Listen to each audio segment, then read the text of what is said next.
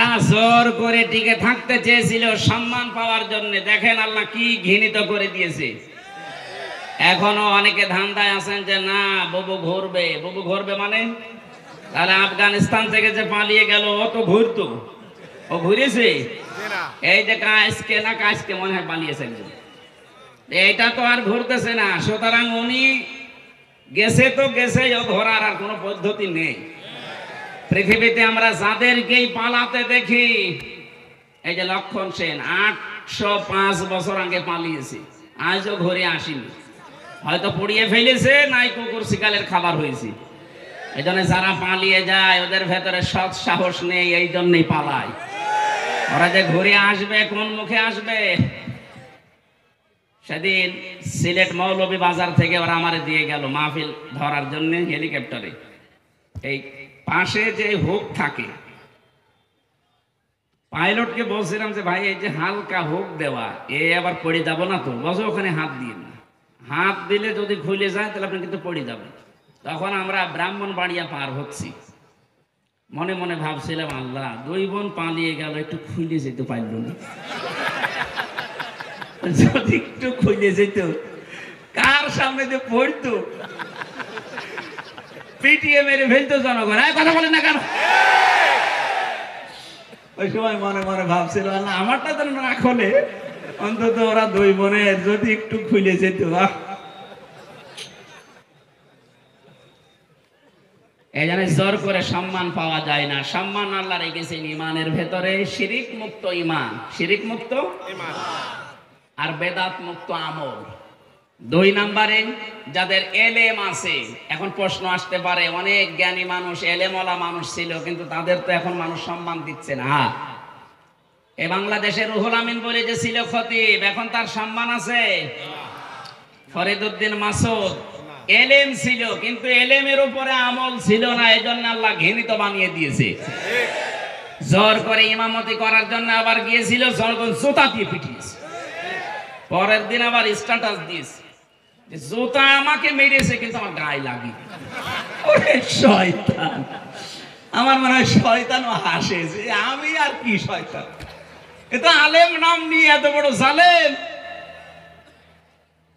পৃথিবীর 6 জন মানুষের তালিকা আপনারা জানেন, যাদের নাম আপনি সার্চ দেন, গণহত্যার তালিকায় যাদের নাম আছে তার ভেতরে যারা পালিয়েছে ওনাদের 1 নম্বরে নাম আছে। একজনের নাম আছে, একজনের। ওখানে হিটলারের নাম পাবেন, চেঙ্গিস খানের নাম পাবেন, যার কাছে পালিয়ে গেছে ওনার নামও আছে, যে গেছে তার নাম আছে, আর বাকি 2 জনের নাম আমি বলবো না। এখন যদিও সমস্যা নেই, তারপর এটা আন্তর্জাতিক বিষয় পড়ে। যাদের নাম বললাম এদের নামে একেবারে আদা জল খেয়ে গালি দিলেও অসুবিধা নেই। এজন্য গণহত্যার তালিকায় যাদের নাম, এই মানুষগুলোর বিচার যদি না হয়, পৃথিবীতে আরো অনেককে আমাদের হারানো লাগবে। এজন্য আমরা চাই খুব তাড়াতাড়ি গণহত্যার অন্তত বিচার হোক। 2732 জন মানুষ হত্যার সাথে এরা জড়িত। এই কথা বলেন না কেন? 2780 জন মানুষকে পঙ্গু করার পেছনে এরা দায়ী। কারো আজ হাত নেই, কারো পা নেই, চোখ নেই, অন্ডকোষ উড়ে গেছে। এরকম বহু মানুষ তাদের পরিবারের আজ বোঝা হয়ে আছে। এ বোঝা গেল যারা দিয়ে গেল, ওরা কিন্তু না দিলেও পারতো। পালিয়ে যখন যাবেন তখন আপনি এই কাজ করে গেলেন কেন? কথা বলেন না কেন? আর আপনার এত মহব্বত ভালোবাসাতে আগের থেকে জনগণকে বলতে পারেননি যে আমি পালিয়ে যাব। এখন ওই মানুষগুলো উল্টা আজকে 2 দিন দেখতে পাচ্ছি, চট্টগ্রামের এই ফেনী চট্টগ্রামের মাঝে যে চিকন রাস্তা, ওরা খুব দুর্বিসন্ধি লাগিয়েছে। ডক্টর ইউনূস যেই বলেছিল 7 সিস্টার ধ্বংস করে দেওয়া হবে, বিচ্ছিন্ন হয়ে যাবে, ওই দিন থেকে শুরু করে এই 2 দিন বেশি ওরা বলছে চট্টগ্রাম আমরা নিয়ে নেব। চট্টগ্রাম নিয়ে নেবেন কি? আমরা কি যৌতুক দিতে চেয়েছি আপনাকে? পালিয়ে যাওয়ার মেয়ের কিসের যৌতুক? মেয়ে তো পালিয়েই গেছে, ওরা তো আমরা মেনেই নেব না, বিয়েই মানি না। কথা বলে না কেন? চুরি করে বিয়ে করে আসে থাকেন, অসুবিধা নেই। পাশে তো একটা শালি পেয়েছেন ফ্রি। আমরা চাই অন্তত বউ আর শালি 2 জন মিলে যদি আপনি একটু পকেট মারে, তারপরেও তো আমরা একটু ঋণ মুক্ত হতাম।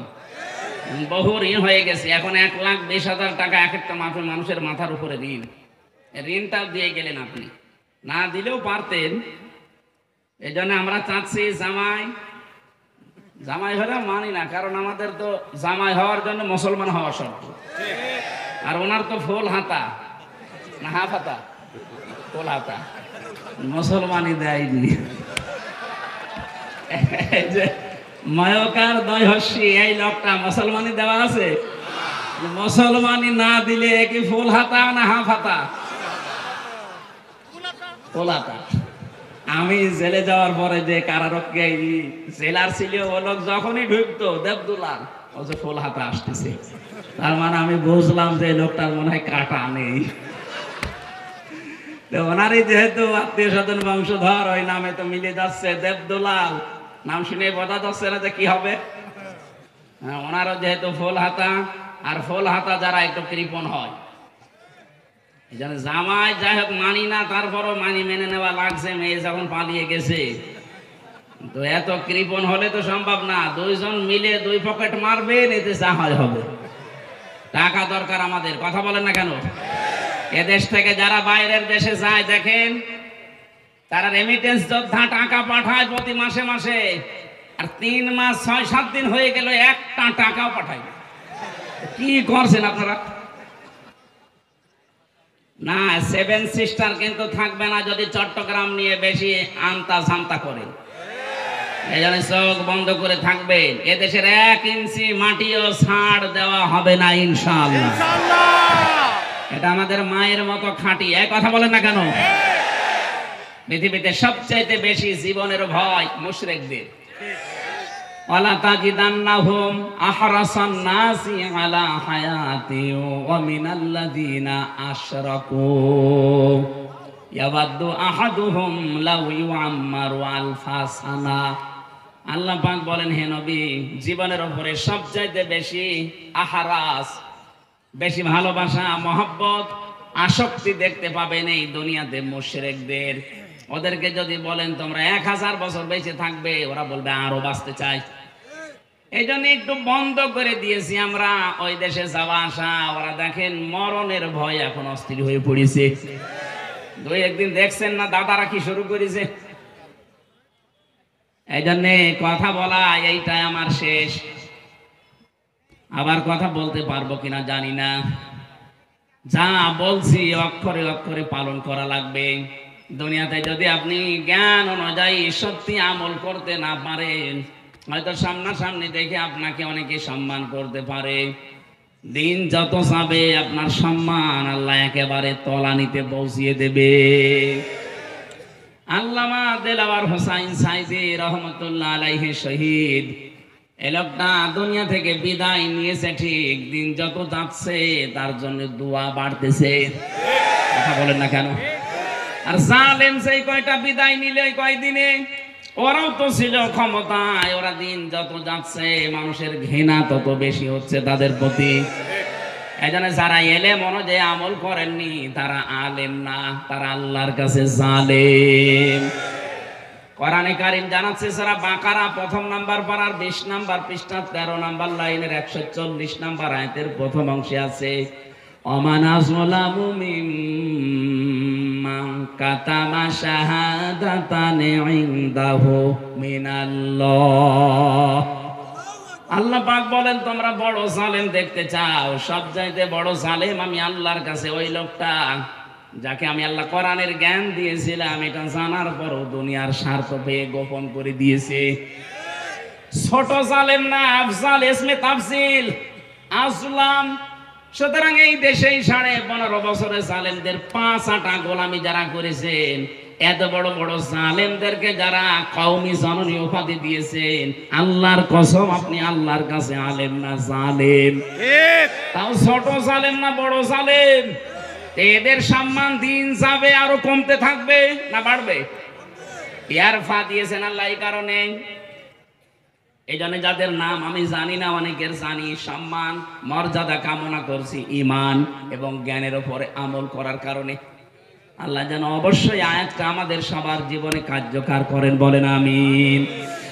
দরুদ আর সালাম পাঠ করছি নবী মুহাম্মদ রাসূলুল্লাহ সাল্লাল্লাহু আলাইহি ওয়াসাল্লামের প্রতি। এই যে কোরআনে কারীম পড়তে গেলে 29টা অক্ষর জানার মাধ্যমে পড়া লাগে, আলিফ থেকে ইয়া। প্রতিটি অক্ষরের দিকে তাকিয়ে দেখবেন প্রত্যেকটা অক্ষরে আমার নবীর সম্মান আল্লাহ বাড়িয়েছেন। আলিফ দিয়ে তিনি জানিয়েছেন আহমদ প্রশংসিত, বা দিয়ে তিনি জানিয়েছেন বাশির সুসংবাদদাতা, তা দিয়ে তিনি জানিয়েছেন মুত্তাকি আত্মসংযমকারী, সা দিয়ে তিনি জানিয়েছেন মুদ্দাসির কম্বলওয়ালা, জিম দিয়ে তিনি জানিয়েছেন জামিল সুন্দর, হা দিয়ে তিনি জানিয়েছেন হামিম অন্তরঙ্গ বন্ধু, খ দিয়ে তিনি জানিয়েছেন খাতামান নবিয়্যিন শেষ নবী। একটা একটা করে শেষে আসবেন ইয়াসিন। আল্লাহ জানো সিন আর ইয়া দিয়ে তিনি একত্রিত করে আমার নবীর নামকে আরো বেশি উচ্চস্থিত করে দিয়েছে। ইয়াসিন আল্লাহ বলেন হে নেতা, হে বলেন বলেন সিন শব্দটা তাফসিরে কাবির আল্লামা ফখরুদ্দিন রাজি রাহমাতুল্লাহ আলাইহি পাঁচটা অর্থে তিনি ব্যবহার করেছেন। তিনি জানিয়েছেন সিন মানে সাজ্জিদুল আলামিন, সিন মানে সাজ্জিদুল বাশার, সিন মানে সাজ্জিদুল কাউনাইন, সিন মানে সাজ্জিদুল আম্বিয়া, সিন মানে সাজ্জিদুল মুরসালিন। এক একটা শব্দের ভেতরে তাফসিরে এত কথা তিনি লিখেছেন, আমি যদি পাঁচটা শব্দেরও ব্যাখ্যা করতাম তাহলে 2 ঘন্টা সময় লাগবে, এত কথা আছে। আমি শুধু ইঙ্গিত দিয়ার জন্য বললাম, প্রতিটি অক্ষর দিয়ে আমার নবীর সম্মান আল্লাহ আরো বাড়িয়ে দিয়েছেন। সুতরাং সাজ্জিদুল আলামিন, সাজ্জিদুল বাশার, সাজ্জিদুল কাউনাইন, সাজ্জিদুল আম্বিয়া, সাজ্জিদুল মুরসালিন, এ পৃথিবীতে শুধু আমাদের জন্য না, নবীরাও আমার নবীকে নেতা মানত, রাসূলরাও আমার নবীকে নেতা মানত। মেরাজে যাওয়ার সময় তিনি যে মসজিদে নামাজ আদায় করিয়েছিলেন বাইতুল মামুরে, লক্ষ কোটি ফেরেশতারা সেখানে নামাজ আদায় করেছে, সবাই কাতারবদ্ধ হয়ে দাঁড়িয়েছে। ফেরেশতা জিবরাইল এসে বলে, হে নবী, ইমামতি করার জায়গাটা দেখেন ফাঁকা, কেউ দাঁড়ায়নি। আজকের এই ময়দানে আপনি ছাড়া ইমাম হওয়ার যোগ্যতা, নেতা হওয়ার যোগ্যতা এখানে আর কারো নেই, আপনি যান সামনে। নবী যে 2 রাকাত নামাজ আদায় করালেন, জিজ্ঞাসা করলেন জানেন পেছনে কারা? বললেন না। আপনার পেছনে আজকে যারা 2 রাকাত নামাজ পড়েছে প্রত্যেকটা নবী রাসূল এবং আল্লাহর ফেরেশতারা এখানে নামাজ পড়েছে। হে নবী, আজকে থেকে আপনাকে আল্লাহ ঘোষণা দিয়েছে আপনি শুধু সাজ্জিদুল বাশার না, মানুষের নেতা না, সাজ্জিদুল আলামিন না, তামাম পৃথিবী যত জগৎ আল্লাহ বানিয়েছেন এই জগতের নেতা না, আপনি হচ্ছেন নবীদেরও নেতা, রাসূলদেরও নেতা। নবী রাসূলরা যদি মেনে নিতে পারে তাকে, আপনি সলিমুদ্দি কলিমুদ্দি রাসূলকে নেতা মানেন না, কাকে মানেন? আপনার বিবেক কি মরে গেছে নাকি? খালি ইয়াসিন সূরা পড়লে 10 খতম কোরআন শরীফ পড়া সওয়াব হয় না, এটা আগে মানা লাগে।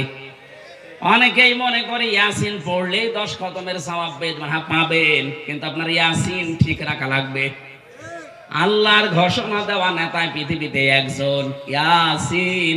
হে নেতা, আপনি সেই নেতাকেই মানেন না, মানেন আপনি নেতার বিরুদ্ধে যারা, তাদেরকে। এই কথা বলেন না কেন? আশা করছি আপনি বুঝে ফেলেছেন। এরপরেও যদি কেউ না বোঝার ভান করে থাকেন, এদিকে আসেন, ঝড়ি কোদাল দিয়ে বোঝাচ্ছে, আসেন। আমার মনে হয় কোরআন শরীফ বুখারী শরীফ দিয়ে আপনার হবে না, এখন বাঁকারি শরীফ লাগবে আপনার। এত ভেঙে ভেঙে বলার পরেও যদি কারো মনের ভেতরে দাগ না কাটে, ওর বিবেকে যদি কাজ না করে, আমার যা মনে হয় ওর বিবেকের উপরে কুকুরে পোশাক করিস। অবশ্য ঠিক, যশোরের মানুষ তো এত পাগল না। তাহলে আজকে থেকে আপনি আল্লাহর ঘোষণা দেওয়া নেতা যিনি, তাকে মানা লাগবে না। হ্যাঁ, কথা বলেন না কেন? ঠিক আছে, আমরা এবার তেলাওয়াতকৃত যে 2টা আয়াতের অর্ধেক পড়েছিলাম। প্রথম পড়েছিলাম সূরা নজম 32 নম্বর আয়াতের প্রথম অংশটা, দ্বিতীয় পড়েছি আমি সূরা নাহালের 112 নম্বর আয়াতের 4 ভাগের 1 ভাগ। আপনারা যেটা বলবেন আমি সেই আয়াতের আলোচনা করব। বলেন। 2টা করে। হ্যাঁ, 2টা করে। 2টা করে। 2টা তো সময় শুনতে আইছি। ঠিক আছে, শরীর পারা লাগবে না। তাও একটা কথা, এই সামনে জানুয়ারি মাসের 3 তারিখ 4 তারিখ 2 দিন ব্যাপী আকিস গ্রুপ ওই যে খুলনায় যে মাহফিল দিত আকিস ফাউন্ডেশন, ওইটা দেবে না, ওইটা যশোরে দেবে। সুবহানাল্লাহ, আলহামদুলিল্লাহ। যশোরে দেবে যে পুলের হাটের যে হাসপাতাল আছে ওনাদের 8 দিন হাসপাতালের পেছনে এই বিশাল মাঠে আমারে 3 তারিখে দিয়েছে জানুয়ারির রাত 8টা থেকে 11টা পর্যন্ত।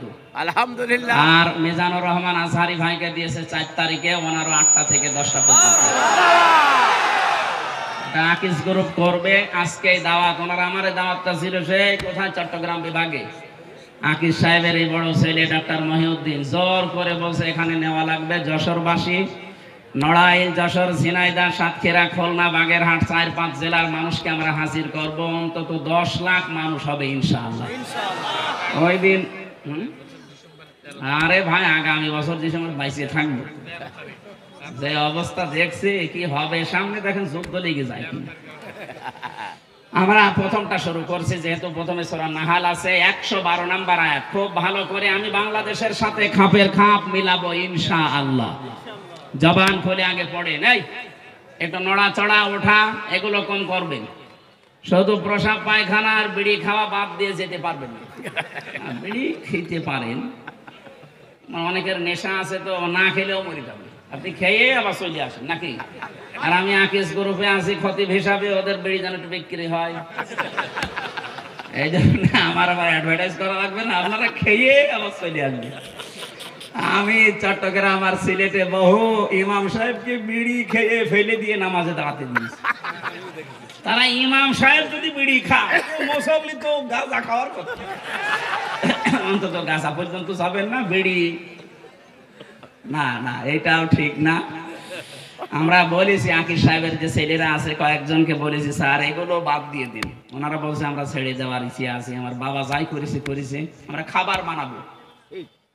ওনাদের 65টার উপরে প্রোডাক্ট তৈরি হচ্ছে এখন বাংলাদেশে। আমি মনে হয় বিড়িটা ছেড়ে দিলে ওনাদের যে এখন অর্থ সম্পদ আল্লাহ দিয়েছে, 14 বংশ বসে খাবে, টাকা পড়াবে না। সুতরাং এই হারাম কাজ যেটা, এটা ছেড়ে দেওয়া ভালো। কথাও দিয়েছে আস্তে আস্তে ছেড়ে দেবে, একবারে তো সম্ভব না। 12,000 কোটি, 14,000 কোটি, 20,000 কোটি, এত টাকা একবারে ছেড়ে দেওয়া, এই জন্য ছেড়ে দিলেই ভালো ইনশাল্লাহ। সামনে এই আপনি বিড়ি খেতে যাচ্ছেন নাকি? হ্যাঁ নেন, আমরা একটু তেলাওয়াত করি, শয়তান আশপাশে থাকলে জানাবে পালাই। বলেন আউযু বিল্লাহি মিনাশ শাইতানির রাজীম, বিসমিল্লাহির রহমানির রহিম। وضرب الله مثلا قرية كانت آمنة مطمئنة। এ পর্যন্ত থাক। সূরা নাহাল, কোন সূরা বললাম? তাফসীর করার জন্য এখানে অ্যাডভোকেট গাজী এনামুল হক সাহেব আছে, বহু পুরাতন মানুষ আপনাদের, কত আলেম বসে আছে। তাফসীরের মূল নীতি উসুলে তাফসীরের প্রায় 13টা লেখা আছে। এটা তাফসীরে খাজেনের প্রথমে পাবেন। কোন আয়াত থেকে কথা বলতে হলে তার আগের আয়াত পরের আয়াতের সাথে সম্পর্ক কি, এইটা মাতৃভাষায় অর্থ, শুদ্ধ তেলাওয়াত, এরপরে ঐতিহাসিক প্রেক্ষাপট, শানে নজুল যেটা বলে ব্যাকগ্রাউন্ড, এরপরে এখানকার শিক্ষা কি, এরপরে শিক্ষা নিয়ে বাড়ি যাওয়া লাগবে। এগুলো আগে বলা লাগে। আমরা এগুলো আপনারা সবাই জানেন।